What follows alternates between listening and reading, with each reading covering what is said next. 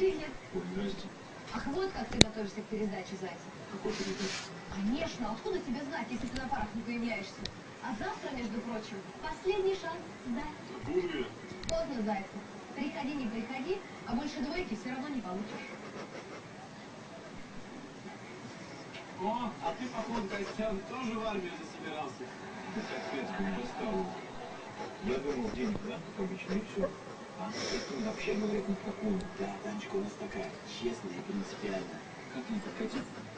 Слушай, знаешь, я, конечно, мог бы с Таней поговорить. Только, знаешь, у меня там нужно решить кое-что, заморочки, ну... По-моему, я год поручил, эти бабки дам. Хочешь? Сколько надо? Я готов быть Дедом Мазаем за 5000 рублей. Легко.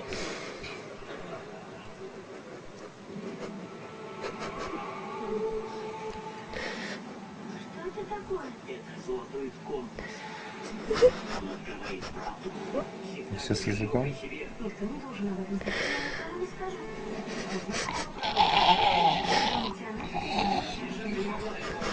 Она решит ход войны. Нанесем удар такой чудовищный, что